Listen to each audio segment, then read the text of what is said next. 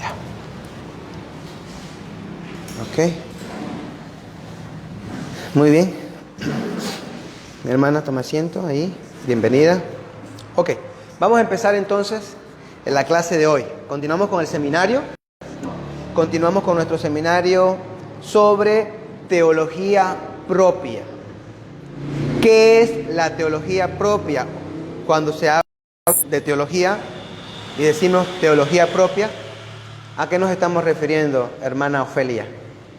Teología propia, ¿qué sería? ¿De qué estamos hablando cuando decimos teología propia? De los atributos de Dios, exacto. Cuando hablamos de teología propia, estamos hablando de los atributos de Dios.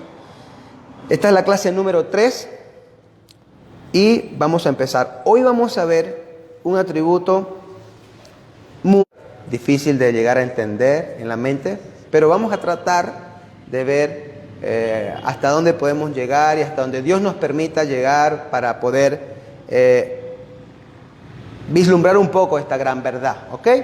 ¿Qué vamos a ver? La Trinidad. La Trinidad. Dios es uno en esencia y tres en subsistencia. Márquense, grábense esa oración. Dios es uno en esencia y tres en subsistencia. Bien. Wilhelmus Abrakel, un teólogo, definió esta doctrina o este atributo de Dios como el misterio más misterioso de todos los misterios. El misterio más misterioso de todos los misterios. Y efectivamente, el tema es digno de ser llamado o nombrado de esa manera. Pues, ¿qué hay más misterioso que la naturaleza misma de la divinidad? ¿Qué hay más misterioso que eso? Su naturaleza misma. Hoy vamos a estudiar eso, la Santísima Trinidad. Ahora, refiriéndose a ese gran misterio y a ese reto misterioso de la divinidad, de la Trinidad, otro teólogo, J.I. Packer, dice lo siguiente: aquí nos enfrentamos a la más inimaginable e insondable de todas las verdades, la verdad de la Trinidad. ¿Qué debemos deducir de esta? En sí misma, la Divina Trinidad es un misterio, un hecho trascendente que sobrepasa nuestra comprensión. Aquí, como en otro lugar, nuestro Dios es demasiado grande para la mente pequeña de sus criaturas.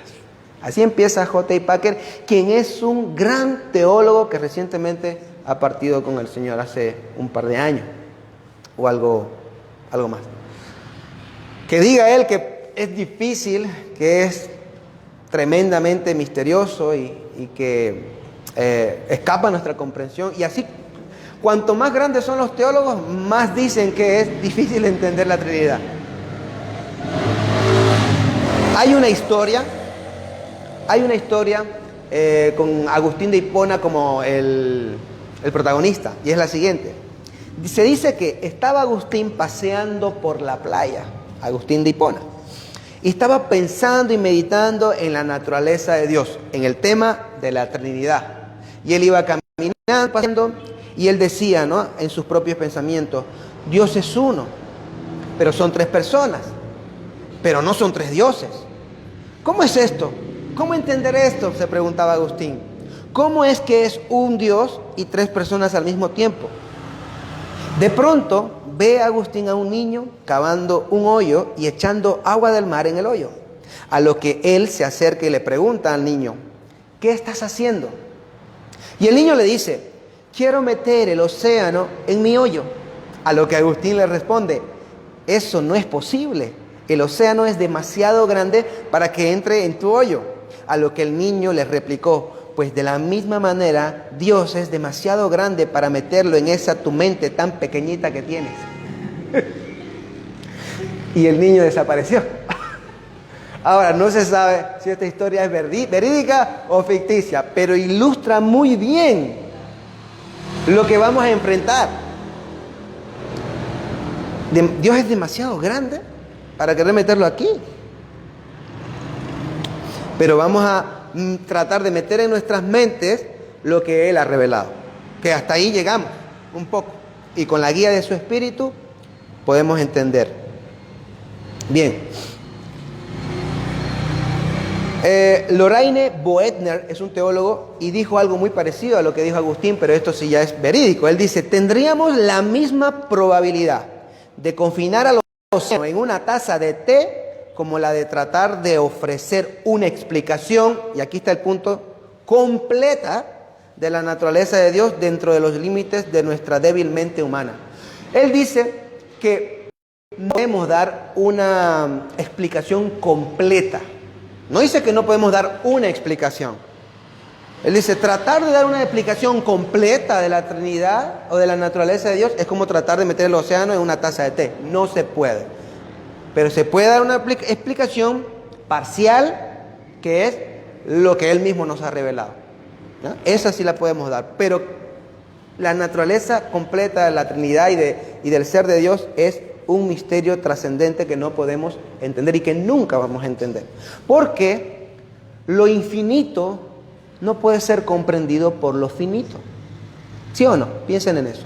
Lo que es finito tiene un límite de comprensión, finito. Y cuando se sale ya a querer comprender lo infinito ya le hace cortocircuitos en la cabeza. ¿No? Ya se me hacen cortocircuitos con el álgebra, imagínense con Dios y el infinito, ¿no? Con frecuencia algunas personas dicen que, la vida cristiana es fácil, o conocer a Dios es fácil, y Dios es sencillo, Dios es amor, y hay que ser bueno, y simplemente Dios nos perdona a todos y le pedimos perdón y se acabó. En eso se resume todo, dicen algunas personas, ¿no? Y las cosas de la Biblia y de las Escrituras, ahí hay muchas cosas que son sencillas, solo que las personas quieren hacerlo complicado, dicen, ¿no? O otros dicen, o son algunas muy complicadas que hay que hacerlas sencillas, no hay que volverse loco, dicen, ¿no? No hay que comerse tanto la cabeza con tratar de entender eso, dicen, ¿no? Porque no se puede entender, dicen, ¿no? Y hay otro grupo que dice, finalmente, de este tipo de personas, dicen, no, hay que entenderlas. Por ejemplo, un grupo así son los testigos de Jehová, que dicen este último. Siempre hay que entender todo lo que está en la Escritura, hay que entenderlo sí o sí. Sí o sí, racional y lógicamente. Ahora, no siempre vamos a entender a Dios. Y no siempre vamos a entender todo lo que está escrito en la Biblia. Porque Él es infinito. Y nosotros somos finitos. Nosotros debemos tener la actitud de estos ejemplos que puse más en la línea de conformarnos con lo que Él nos ha revelado y podemos entender. Y aquello que no podemos entender de la Escritura, ir a aquellos que van por delante de nosotros y preguntarle, un maestro, un pastor, un teólogo. Y aquellas otras cosas que son muy difíciles de entender, no tratar de hacer lo que hacen los testigos de Jehová, que obligan a las Escrituras a encajar en el sentido lógico del ser humano. Ellos tratan de entender todo lo que está en la Escritura, pero lo encajan en una estructura humana. Dejan fuera todo misterio. Todo misterio. Porque no tiene que haber misterio, piensan ellos. Todo lo que está ahí se tiene que entender. Si hay algo que no se entiende, entonces está mal. Está ahí para entender, dice. ¿No? Las cosas reveladas pertenecen a nosotros, dice la Escritura. Y las cosas no reveladas no nos pertenecen. Las cosas no reveladas son del Señor. Y pretender entender a Dios, cuando aceptamos muchas veces que no entendemos a un profesor de química, física o de lo que sea, desde la línea académica o grandes maestros o intelectuales, es una ofensa para Dios. O sea, yo no entiendo química y física aplicada, pero quiero entender a Dios, ¿no? Así que tengamos la humildad de que el Señor es demasiado grande para nuestras mentes. Bien, la Trinidad es la marca distintiva de la religión cristiana. No es la marca más distintiva de la religión cristiana, pero sí es una de las marcas importantes, distintivas de la religión cristiana, que la diferencia de todas las demás religiones, junto con el concepto de la gracia. La gracia es un concepto que todas las demás religiones no tienen. Y tampoco tienen el concepto de la Trinidad tal y como nosotros lo tenemos. Tienen conceptos de Trinidad, plagios vamos a decir, pero no como nosotros los tenemos. Ellos tienen 3 dioses, pero nosotros no tenemos 3 dioses. Esa es la diferencia. Tenemos un solo Dios, hemos dicho una esencia manifestada en 3 subsistencias. ¿Ok? No es lo mismo. Ahora, vamos a dejar claro primero que hay un solo Dios verdadero. Hay un Dios verdadero. Eso necesitan saber. Éxodo 23, para los que apuntan o quieren ir buscando en la Biblia. Éxodo 23 habla del primer mandamiento, de los 10. ¿Cuál es? No tendrás otros dioses delante de mí, dioses ajenos delante de mí. ¿Por qué? Porque solo yo soy Dios, solamente Él es Dios. Deuteronomio 6:4 habla del Shema judío o el Shema hebreo, que dice: escucha, oh Israel, el Señor es nuestro Dios. El Señor uno es. Dejemos claro desde el principio que nosotros creemos en un solo Dios. La religión cristiana, el cristianismo ortodoxo histórico, la verdadera piedad, el verdadero cristianismo, sana doctrina, cree en un único Dios verdadero, que es uno. Creemos en la unicidad de Dios. Hay un solo Dios. Isaías 45:18c dice: yo soy el Señor y no hay ningún otro. Hasta Él lo dice claro. Yo soy Jehová, es la traducción, o Yahweh, y no hay ningún otro. Y no está hablando, no hay ningún otro Dios, dice, no hay ningún otro Yahweh, no hay ningún otro Jehová, hay un Jehová. Y Jehová significa yo soy, que es el nombre que le dio a Moisés, ¿recuerdan? El yo soy el que soy. Entonces, solo hay un yo soy. Solo hay uno en existencia pura, como les enseñé o vimos en la primera clase de la existencia de Dios, la existencia pura, la realidad única. Él es pura realidad, puro acto. Entonces, hay un solo yo soy. Hay una sola realidad pura. Hay un solo puro acto. Hay un solo autoexistente y eterno. No hay 2, no hay 3. Eso está entonces ahí, dejando claro que tenemos un solo Dios. Creemos en un solo Dios, el único Dios verdadero que se reveló a sí mismo como el yo soy, Yahvé. No hay más Dios que nuestro Dios. Todos los demás dioses son falsos dioses e inventos de los hombres.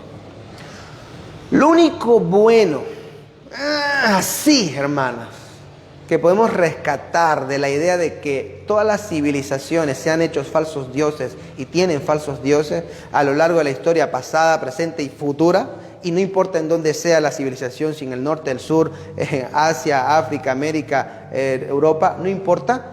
La única cosa que pudiéramos sacar positiva de esa idea es que el ser humano por naturaleza sabe que hay un Dios.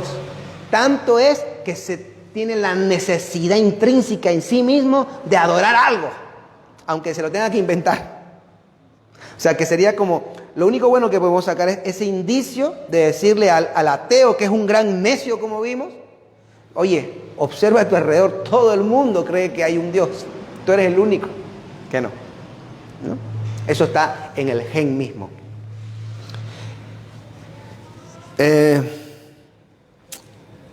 Pero creyendo en un solo Dios, que es el único Dios verdadero que se reveló Él mismo,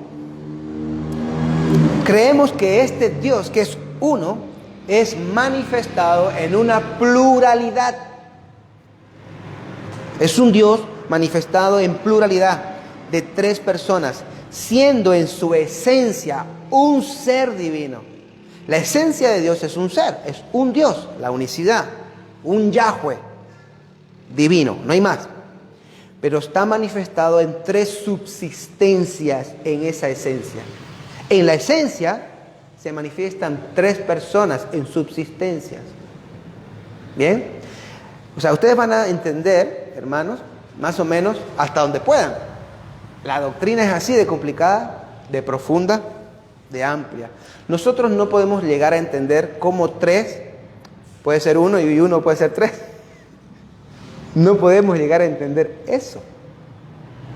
Más adelante voy a dar alguna ilustración o de las ilustraciones que se suelen usar para la Trinidad. Y ahí vamos a comprender más o menos un poco la idea de la Trinidad y unidad. Pero tengan eso presente.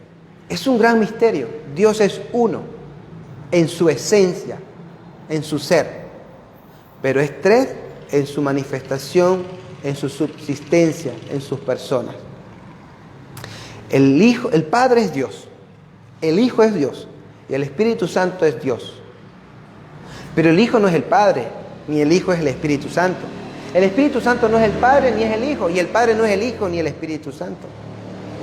¿Quién murió en la cruz? El Hijo. Cuando hablamos de la pasión, hablamos de la pasión de quién?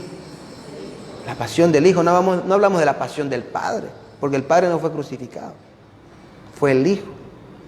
Entonces creemos en un único ser divino de una sola esencia manifestado en 3 subsistencias.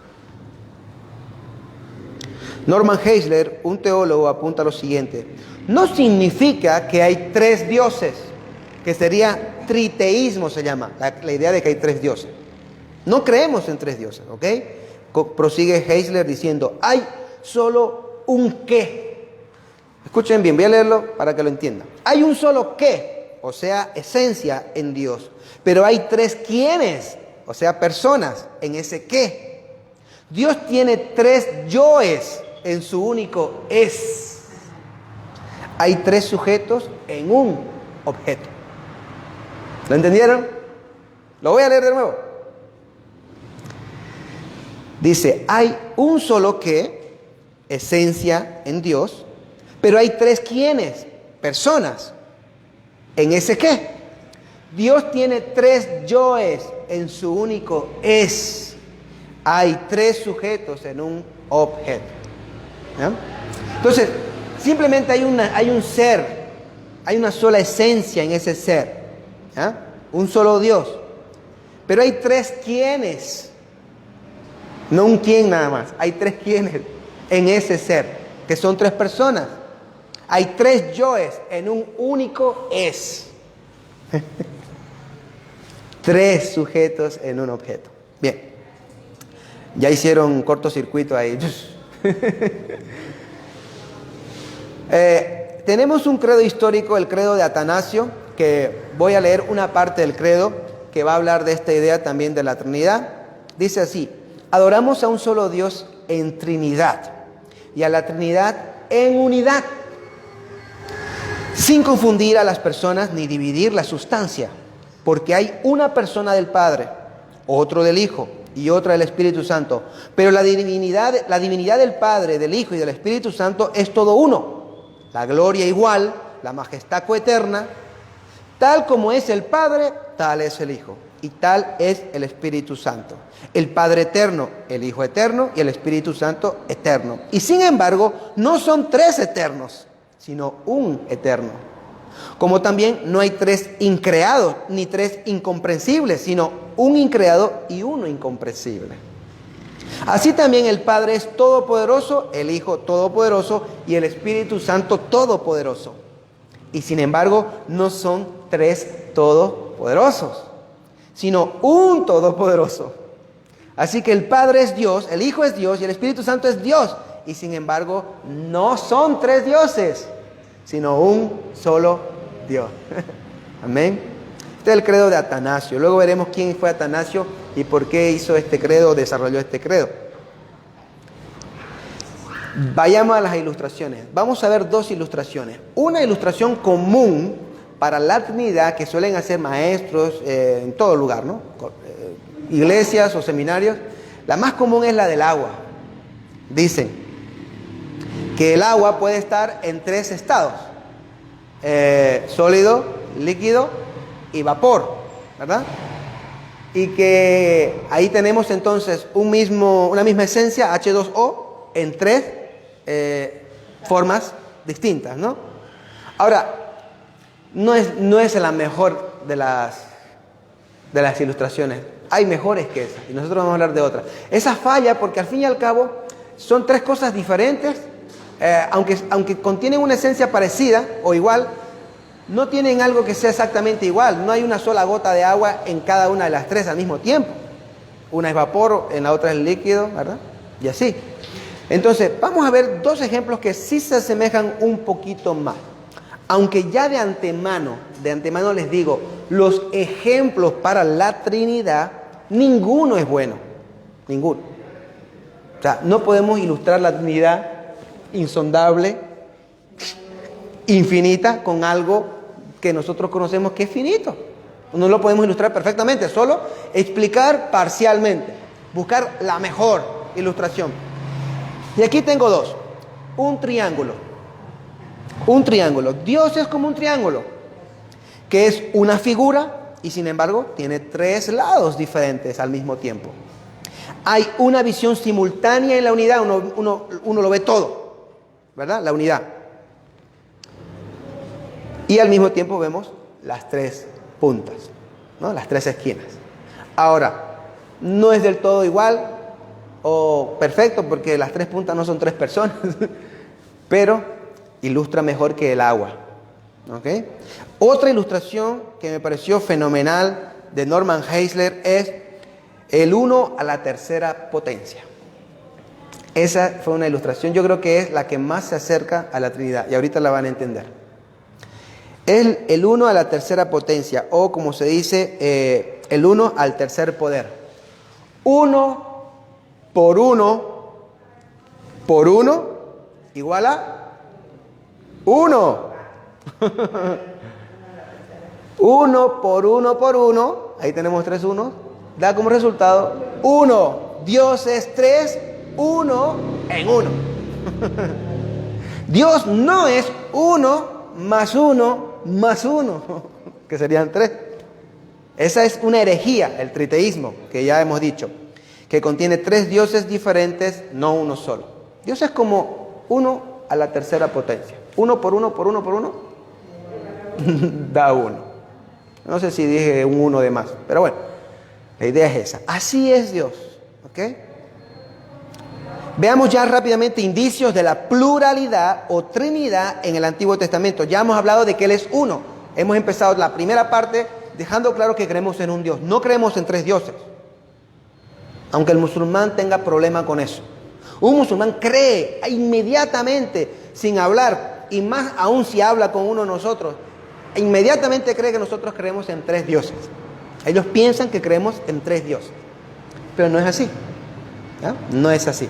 Lo mismo piensan, por ejemplo, los pentecostales unitarios. Creen que nosotros creemos en tres dioses, pero no es así.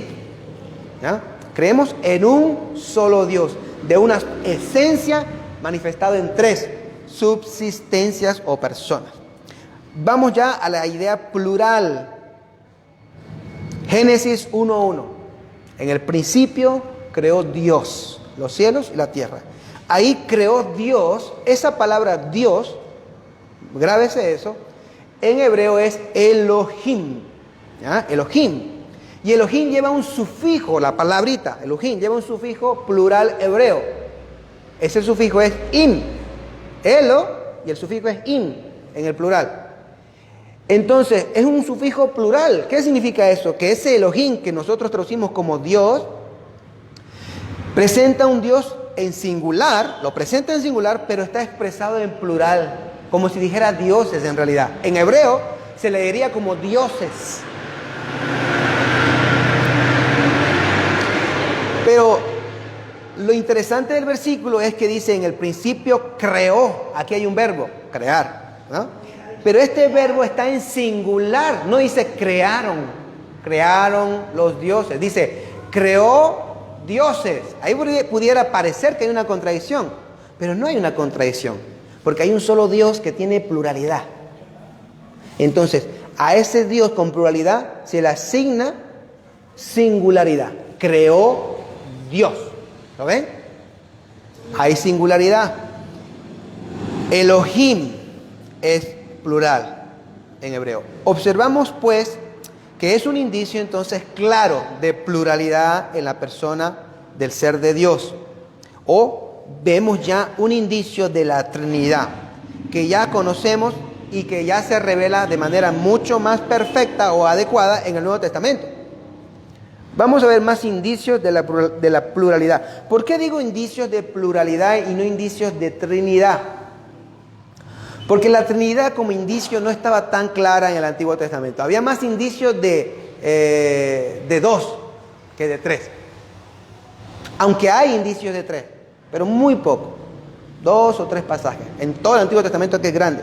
Pero indicios de pluralidad, es decir, dos, hay muchísimos. ¿Ok? No los vamos a ver todos. Entonces, en lugar de decir indicios de Trinidad, pluralidad, de que hay más de uno en el ser de Dios. Veamos, por ejemplo, Génesis 1:26. Vamos allá.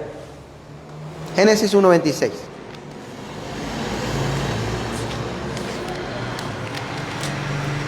En la creación del hombre. Escuche lo que pasa. Acuérdese que Dios es Elohim, que significa dioses en hebreo. Entonces, y dijo Dios, Elohim, ahora escuche esto: hagamos al hombre a nuestra imagen, conforme a nuestra semejanza. No sé si lo notaron, en donde he hecho el énfasis. En el hagamos. ¿Cómo es que hagamos? Si Dios fuera solo una sola persona, no tuviese pluralidad, diría: hago al hombre a mi imagen. Pero dice: hagamos a nuestra imagen y semejanza. Ahora, a veces dice por ahí algún disque teólogo, disque maestro, es que Dios estaba hablando con los ángeles. Y yo le pregunto: ¿y de cuándo acá los ángeles crean para que Dios le diga a ellos: hagamos? Ayúdenme pues a crear, que me falta fuerza. No, está hablando la pluralidad en él. Hagamos al hombre a nuestra imagen y semejanza. Vámonos al 3:22. Versículo 22, capítulo 3, ahí mismo. Dice: entonces el Señor Elohim, Dios, dijo: he aquí el hombre ha venido a ser como uno de nosotros, cuando pecó, conociendo el bien y el mal. Cuidado ahora, no vaya a extender su mano y tomar también el árbol de la vida y coma y viva para siempre. He aquí ha venido a ser como uno de nosotros, en cuanto a la idea del conocimiento del bien y del mal. Y ahí no está hablando tampoco de ángeles, sino de Dios, es Dios mismo. Porque ¿quién está hablando? Dijo el Señor, Yahweh Elohim, Jehová Dios. En ese yo soy hay una pluralidad. A ver, tenemos otro texto. Sí, el 11:7, vamos a leerlo rápidamente.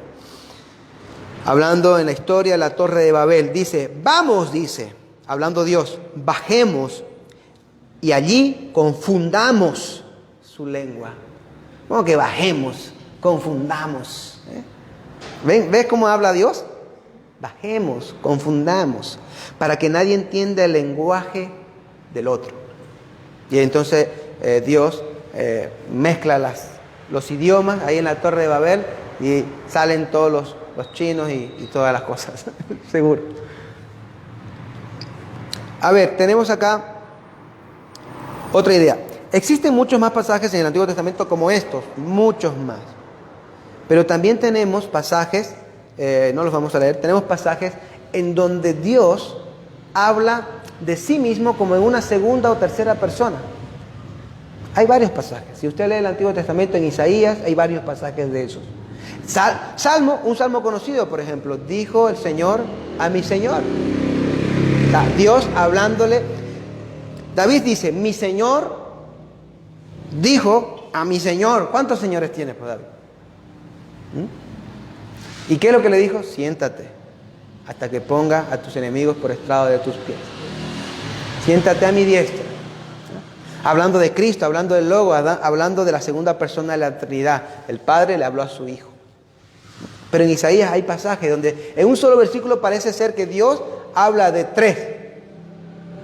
¿Ok? En Eclesiastés 12:1, aquí este pasaje es conocido, muy famoso, ¿no? Para los jóvenes.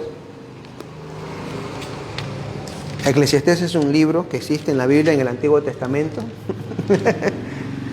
12:1 dice: acuérdate pues de tu Creador en los días de tu juventud. Bien, según eruditos,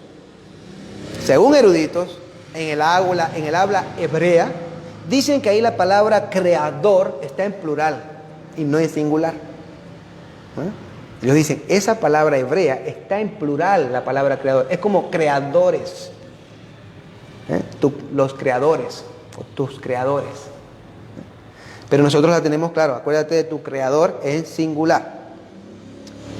Bien, vamos a ver ya ahora una definición breve de la Trinidad por un teólogo contemporáneo de esta época, Wayne Grudem. En su teología sistemática dice así: Dios existe eternamente como tres personas, Padre, Hijo y Espíritu Santo. Y cada persona es plenamente Dios y hay un solo Dios. Qué bueno cuando él dice Dios existe eternamente. Porque no es que vino el Hijo más adelante, recién, a ser Hijo. Siempre ha sido Hijo, también llamado su palabra o el Logos. Pero siempre ha sido Hijo. Y siempre ha estado. Y cada persona es plenamente Dios, dice. Y hay un solo Dios. Algunas evidencias en el Nuevo Testamento de la Trinidad ya, o de la pluralidad, Trinidad. Obviamente nos estamos acercando ya a evidencias claras de la Trinidad. Mateo 3, 16 y 17 dice así, escuchen. Después de ser bautizado, Jesús salió del agua inmediatamente. Y he aquí, los cielos se abrieron. Y él vio al Espíritu de Dios que descendía como una paloma y venía sobre él. Y he aquí, se oyó una voz de los cielos que decía, este es mi Hijo amado, en quien me he complacido. Yo quiero que noten algo acá.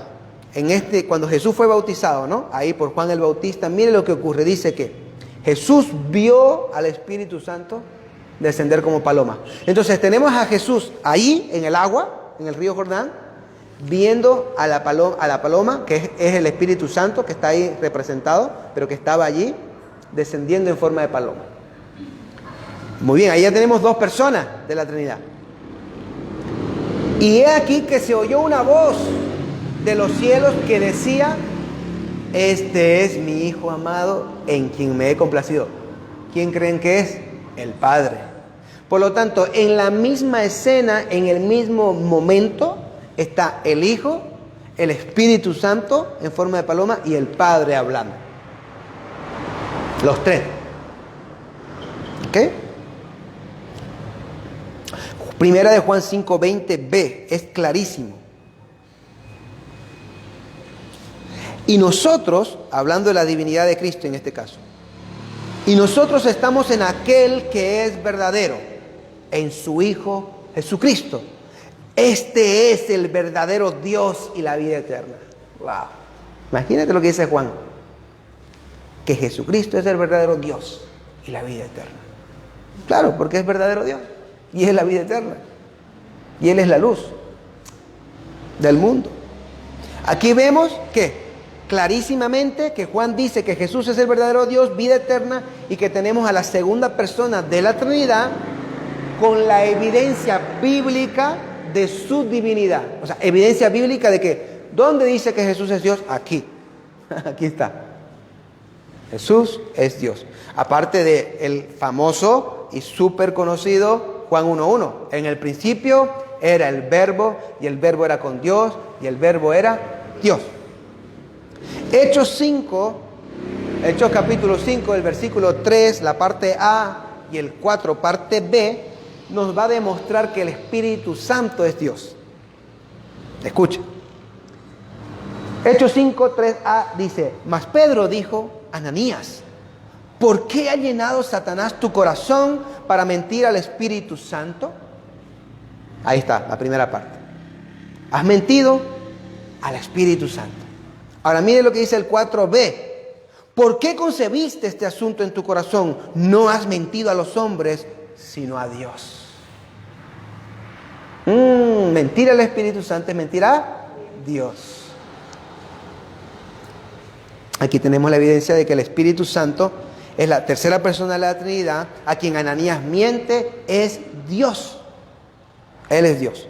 Lo podemos leer también en 1 Corintios 2, del 10 al 11, que se habla de que solo el Espíritu Santo conoce los pensamientos de Dios. Si usted lee ese pasaje, ¿quién conoce los pensamientos, dice, de Dios?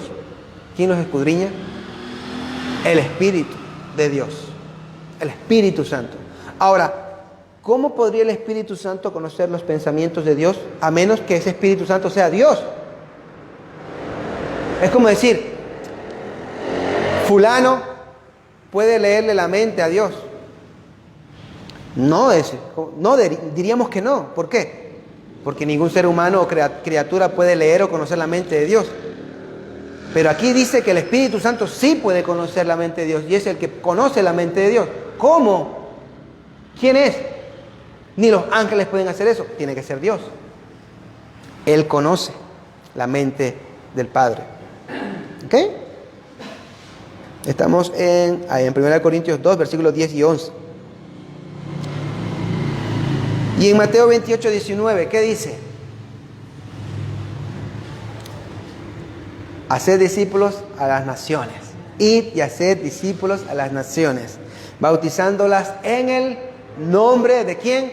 Del Padre, del Hijo y del Espíritu Santo. No dice en los nombres del Padre, en el nombre del Hijo y en el nombre del Espíritu Santo, como si fueran tres.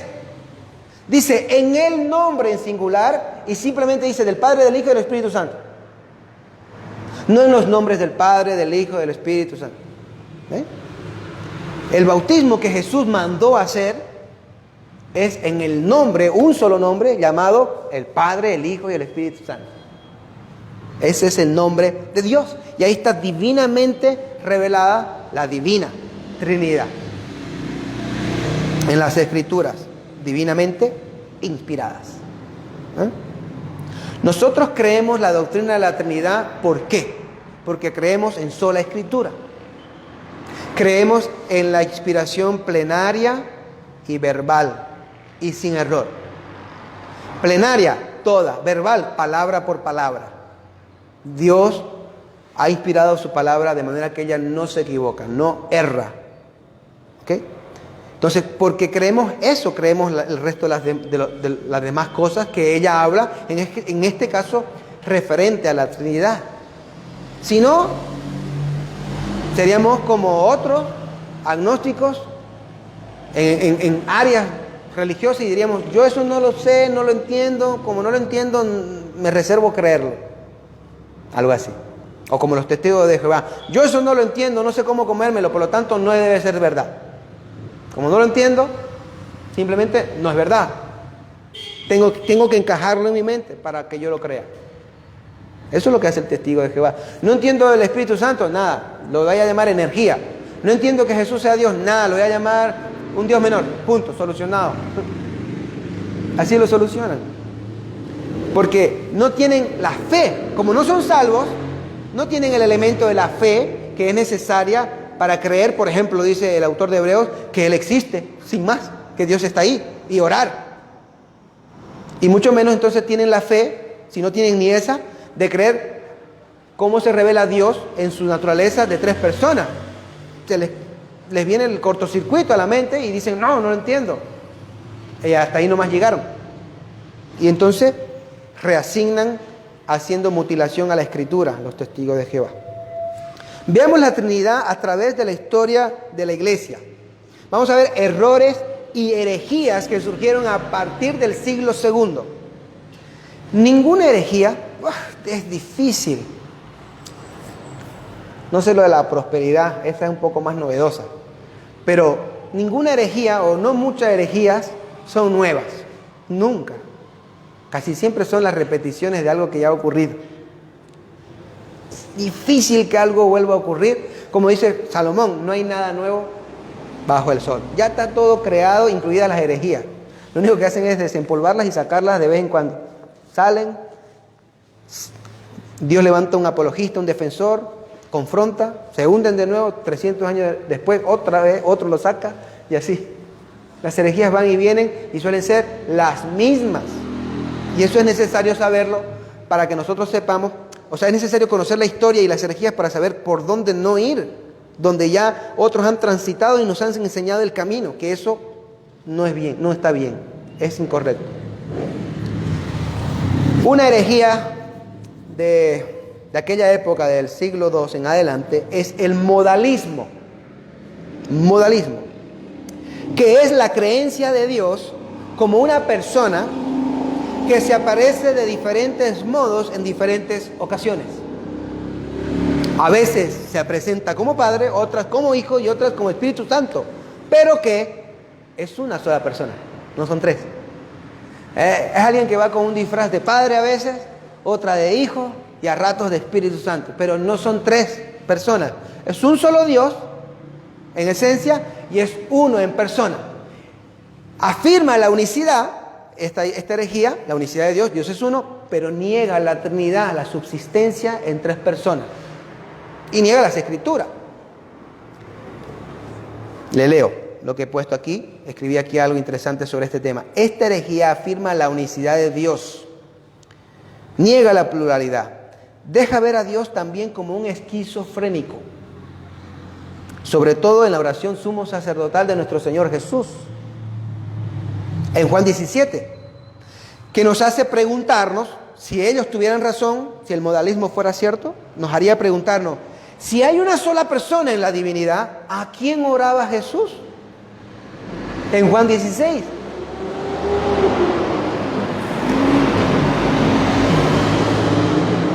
¿Está actuando una pantomima o tiene una esquizofrenia delirante?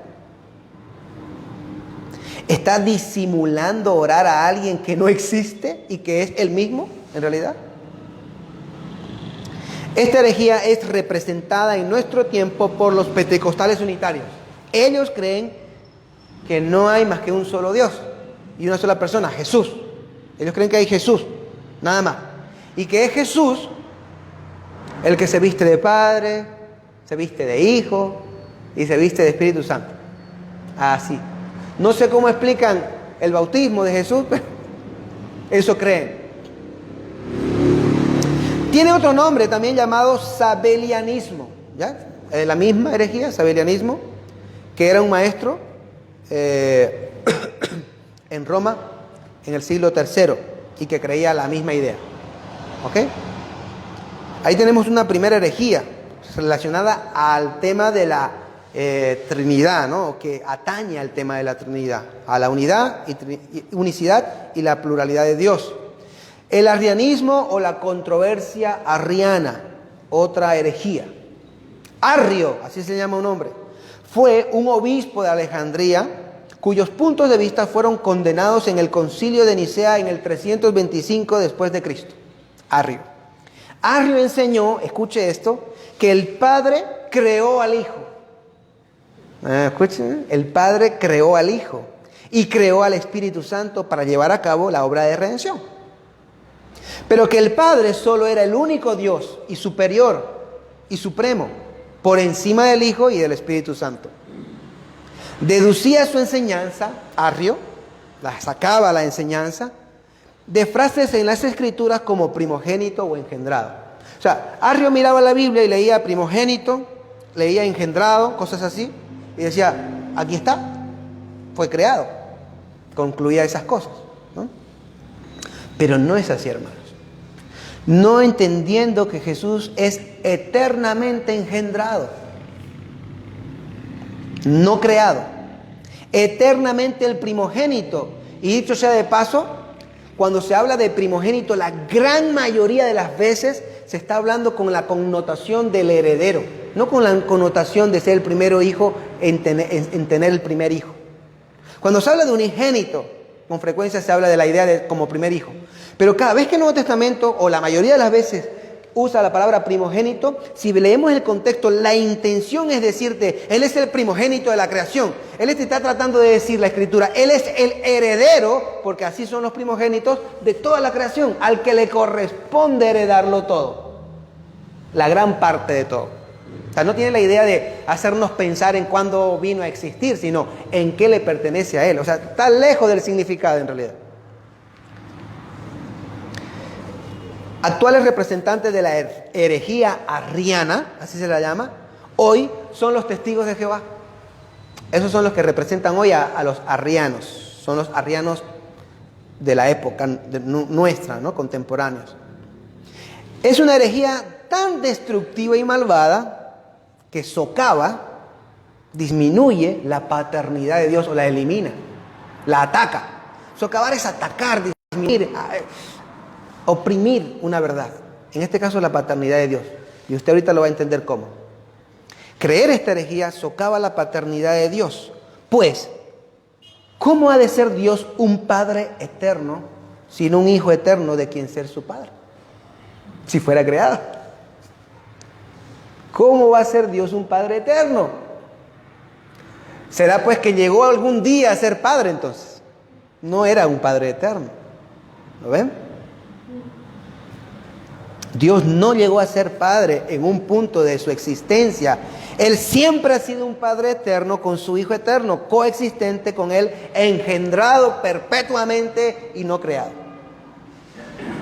Además, Juan 1, versículos 2 y 3, habla de que todas las cosas fueron creadas por Él, por medio de Él, y sin Él nada de lo que ha sido creado. Usted tiene que notar eso. Nada es nada. ¿De qué? De lo creado. O sea, todo lo que exista creado, por si alguien no lo entiende, ha tenido que ser creado a través de Él, del Verbo, que es Jesús. Eso excluye a aquel que está creándolo todo, a Jesús, que fue el que lo creó todo, o por medio de quien Dios lo creó todo, lo creado. Y nada creado existe fuera de la creación vía Jesús. Ergo, Jesús no fue creado. ¿Ok? Bien. Veamos el concilio de Nicea. Hubo un concilio, ¿no? Como lo nombré antes, y en ese concilio se debatió los temas de Arrio, o las postulaciones, las herejías, las enseñanzas de Arrio. Y se hizo una afirmación sobre la Trinidad. Este concilio fue el 325 después de Cristo. El concilio de Nicea hizo esta afirmación. Escuchen. Creemos en un Dios todopoderoso, hacedor de todas las cosas, invisibles o visibles, y en un Señor, Jesucristo, Hijo de Dios, engendrado del Padre, el unigénito, es decir, de la esencia del Padre, Dios de Dios, luz de luz, el mismo Dios del mismo Dios, engendrado, no creado, pues es de una sustancia con el Padre. Lo dejaron clarísimo. O sea, no. Cristo es Dios, decían. Arrio se equivoca. Dicho sea de paso, era uno que salía siempre con una herejía. Luego venía otra, y siempre salía uno por ahí, que siempre se las quiere dar de iluminado. Cuando los padres de la iglesia tenían evidencia clara de enseñanza de los apóstoles, porque uno de los padres de la iglesia podía ser o bien un discípulo de los apóstoles, Policarpo por ejemplo, o un discípulo de los apóstoles, es decir, una tercera generación. Por ejemplo, Ireneo era discípulo de Policarpo discípulo de Juan el apóstol. ¿No creen ustedes que hay mucha y bastante tranquilidad y certeza de que lo que Policarpo diga sobre la Trinidad, con toda seguridad lo dice porque lo escuchó de Juan, y si Ireneo lo dice, pues lo escuchó de Policarpo? Un Policarpo que dio la vida en la hoguera, fue quemado por Cristo. No va a estar mintiendo en cuanto a lo que tenga que ver con la Trinidad o cualquier otro tema de doctrina. Tenía conexión directa con los apóstoles. Luego sus opiniones son tan certeras y verdaderas que lo que dice la tercera generación, incluso hasta la cuarta, son fidedignas, de hombres que dieron su vida, que murieron por Cristo. ¿Ok? Eso es muy importante, muy, muy, muy importante. En el concilio de Nicea se discutió la herejía arriana, como he dicho, y el punto central o focal, e interesante, se basó en una sola palabra y en una sola letra. La discusión se basó en una sola palabra y en una letra. Todo se trataba de la inclusión o la exclusión de esa letra en esta palabra. ¿La excluimos o la incluimos la letra en la palabra? Que dicha letra hacía toda la diferencia de herejía o verdad. Miren lo que hace una letra nada más. Herejía o verdad. Ahora, ¿cuál es la palabra? Allá vamos. La ortodoxia y quienes afirman la divinidad de Jesús usaban una palabra para referirse a su naturaleza. Esta palabra era homoousios. Homoousios, ¿ok? Que significa, tiene un significado, es de la misma sustancia. Entonces decían que Jesús era homoousios con el Padre, de la misma sustancia del Padre o con el Padre, ¿no? Arrio decía que no. Arrio decía que no, que Jesús en realidad era homo y ousios, todos juntos, la I latina. Homo y ousios, dice. Es decir, similar en naturaleza, parecido, pero no igual al Padre. Eso decía Arrio. Y el concilio se mantuvo firme en la divinidad de Jesús y en la Trinidad divina y condenó las enseñanzas de Arrio como herejías y a su persona como hereje. ¿Ok? Es homoousios, de la misma esencia del Padre, esencia y sustancia del Padre. ¿Ok? Atanasio. ¿Quién era Atanasio? Antes leímos el credo de Atanasio. Bueno, Atanasio es un personaje importante, no voy a hablar mucho, solamente aquí mencionarlo un poco, pero es importante en cuanto al tema, no por otras cosas, que también, ¿no? Pero en cuanto al tema, acá es importante él. Por ejemplo, Tertuliano fue el que usó por primera vez la palabra Trinidad, por primera vez. Él la acuñó, como cuando dice, ¿no? ¿Quién la usó por primera vez? La palabra Trinidad no aparece en el Nuevo Testamento. Pero no necesita aparecer en el Nuevo Testamento para ver que está ahí implícita por todas partes. ¿Ok? Entonces, si bien Tertuliano la usó por primera vez, el defensor más feroz de la Trinidad ha sido Atanasio. Ese es el punto de la importancia de Atanasio. Con 20 años de edad, defendió la Trinidad después de los concilios que condenaron a Arrio, y se convirtió en el más influyente defensor de la triunidad de Dios. Lo hizo escribiendo y enseñando toda su vida respecto de la Trinidad y en contra de Arrio. Se dedicó a eso el resto de su vida, Atanasio, a eliminar a los arrianos y esa idea, y a condenarla, escribiendo, predicando, enseñando. Fruto de su esfuerzo incansable, casi él solo salvó a la iglesia del intelectualismo pagano. Casi él solo. La importancia de la Trinidad como doctrina. Orígenes, otro padre de la iglesia, defendió la Trinidad escribiendo lo siguiente: si alguien dijera que la palabra de Dios, Cristo, que es la palabra de Dios, o la sabiduría de Dios tuvo un principio. Hago una pausa ahí a lo que dice Orígenes. Proverbios 8, que habla de la sabiduría que clama en las calles, es Cristo. Es la sabiduría.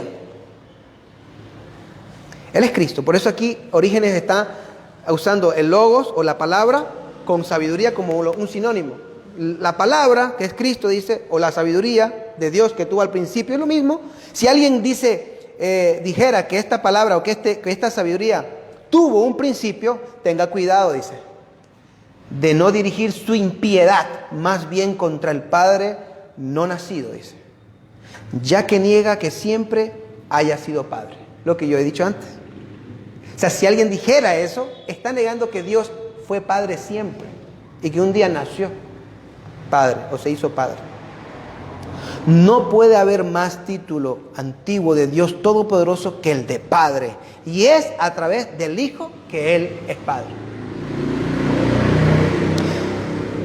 Otra razón importante es que si alguien enseña que Cristo fue un ser creado, hermano, si alguien enseñara que Cristo es un ser creado, como lo hacen los testigos de Jehová, por ejemplo, pero con todo, a pesar de ser creado, es el que nos salva, digamos. No, pero Él nos salva, pero es un ser creado. Esa enseñanza erróneamente empieza a dar salvación a un ser creado en lugar de Dios. Digamos, Jesús en este caso. Entonces ya la salvación no es de Dios, es de una criatura. Ya no me salvó Dios, me salvó una criatura. Si eso fuera verdad. Como dice Pablo en cuanto a la resurrección, si Cristo no resucitó, en este caso, si Cristo fuera creado, nos hubiera salvado una criatura. La divinidad de Jesús es negar otras doctrinas. Sí o sí. ¿Usted por qué cree que el testigo de Jehová tampoco cree en el infierno? No es casualidad. Porque ya todas esas confrontaciones, los primeros testigos de Jehová la tuvieron y fueron arreglando, ¿no? sus ideas. Porque dijeron, a ver, vamos a negar que Cristo sea Dios. Y de pronto vino un debate con un protestante ortodoxo y dijo, oye, pero me salieron con el tema del pecado eterno y el infierno y ya no supe qué decirles, porque claro, si no es Dios, ¿cómo me va a salvar? Fácil, tenemos la solución. No hay infierno. Y no hay pecado, no pasa nada si el pecado es eterno, infinito. Total, vamos a desaparecer nomás cuando Dios nos use. Y ya está. Y así sucesivamente hay que ir negando cosas y cosas y cosas para encajar las herejías y persistir en ellas. Evidencia de que Dios, como Salvador, es el Salvador y además actuó la Trinidad entera. O sea, Dios es el Salvador, no una persona, no una criatura de Dios, y la Trinidad entera trabajó y participó en la redención. No solo Dios, Padre, o no solo Hijo, o no solo el Espíritu. Los tres participaron y participan. En 1 Pedro 1:2, en 2 Corintios 13:14 y en Juan 14:16-17, vamos a leer el tercero. En esos textos, los repito, está 1 Pedro 1:2, 2 Corintios 13:14 y Juan 14:16-17. Vamos a leer el texto de Juan.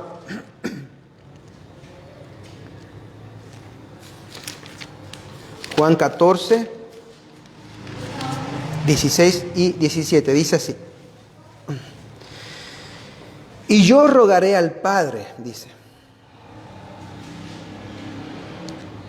y Él os dará otro Consolador para que esté con vosotros para siempre. Es decir, el Espíritu de verdad, a quien el mundo no puede recibir porque ni le ve ni le conoce, pero vosotros sí le conocéis porque mora con vosotros y está en vosotros. Mira aquí, yo, ¿quién es? Jesús. Rogaré ¿a quién? Al Padre. ¿Qué cosa? Que os envíe los tres. Los tres participando en la salvación, en lo que ha de venir para vosotros dentro de poco, en Pentecostés, en Hechos capítulo 2. ¿Okay? La Trinidad está aquí trabajando. Norman Geisler nuevamente dice, el Padre es el planificador, dice. El Hijo, el cumplidor. Y el Espíritu Santo es el aplicador de la salvación a los creyentes. También podemos decir que el Padre envía y da a su Hijo. Juan 3:16. El Padre envía y da. De tal manera amó Dios al mundo que dio o envió a su Hijo para que todo aquel que cree en Él no se pierda, mas tenga vida eterna, ¿no? El Hijo da su vida y muere por las ovejas. Juan 10:17 y 18. Lo hemos leído hace poco. El Padre envió. Ahora el Hijo dio su vida. Dice, tengo otras ovejas que no son de este redil. A esas también me es necesario traerlas y oirán mi voz y serán un rebaño con un solo pastor. Por eso el Padre me ama, porque yo doy mi vida para tomarla de nuevo. La vida por las ovejas. Y el Espíritu Santo convence de pecado y regenera. ¿Qué dice Juan 16, 8 y 13. El 8 dice: y cuando Él venga, convencerá al mundo de pecado, de justicia y de juicio. El Espíritu Santo. Y el 13 dice lo siguiente: pero cuando Él, el Espíritu de verdad, venga, os guiará a toda la verdad, porque no hablará por su propia cuenta, sino que hablará todo lo que oiga y os hará saber lo que habrá de venir. El Espíritu Santo participando aquí. Y Juan 3, hablando la conversación de Cristo y Nicodemo. De cierto te digo que es necesario que nazcas de nuevo. Versículo 8.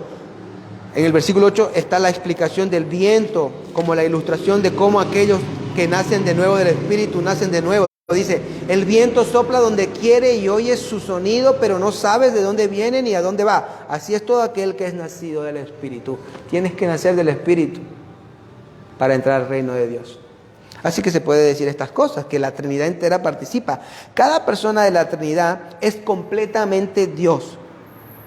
Esto significa que cada persona de la Trinidad tiene los atributos de Dios, que Dios tiene, que le pertenecen a Dios. El Hijo es eterno, inmutable, perfecto, justo, santo, omnisciente, omnipresente. El Espíritu Santo es eterno, inmutable, justo, omnisciente, omnipresente. Y así el Padre. Tienen los mismos atributos, pero tienen una economía, es decir, roles o tareas propias de cada uno de las personas de la Trinidad. Es decir, el Padre es Padre, no es el Hijo, ¿no? El Hijo es el Hijo y el Espíritu Santo es el Espíritu Santo. Y cada uno tiene un rol dentro de la Trinidad y dentro del plan de redención. Así como cada uno tiene una subordinación, pero una subordinación perfecta, una subordinación deleitosa. ¿Qué significa eso de deleitosa? Que en Dios no está el concepto de, tengo que obedecer, como tenemos nosotros. Como si eso fuera malo. En Dios eso es algo que existe en Él y punto. El Hijo obedece al Padre y el Espíritu Santo obedece al Hijo y al Padre. Y eso es así y punto. No hay nada malo en ello. Así es.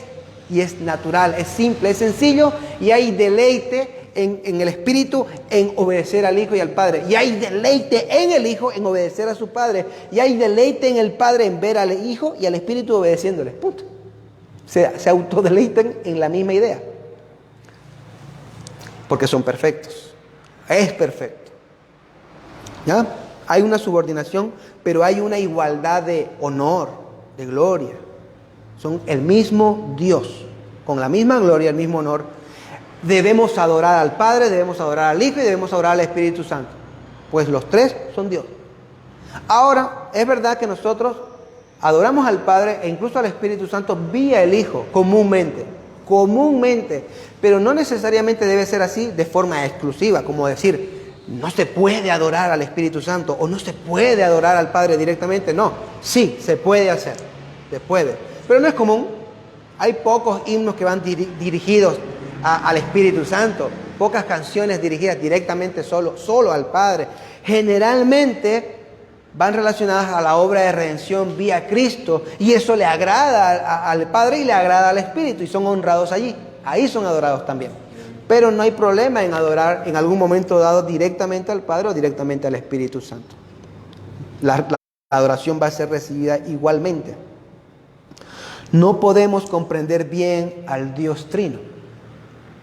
La idea de Agustín, tratando de meter en su mentecita, ¿no? A Dios infinito, cuando el niño le dice él al niño, no puedes meter el océano en ese hoyo, y el niño le dice, tú tampoco puedes meter a Dios en esa cabecita tan chica. No podemos. Pero sabemos que Él, miren lo que sí sabemos, aunque no podemos entenderlo completamente y a la perfección al Dios Trino, sabemos esto, y es simple y hermoso. Sabemos que Él es un Padre que nos ama. Es un Hijo que murió por nosotros. Y es un Espíritu que nos consuela. Eso sí que lo sabemos. El Padre te ama. El Hijo murió por ti y su Espíritu te consuela siempre. Está ahí para consolarnos. Terminamos leyendo acá un último pasaje trinitario. 2 versículos. En Juan 14.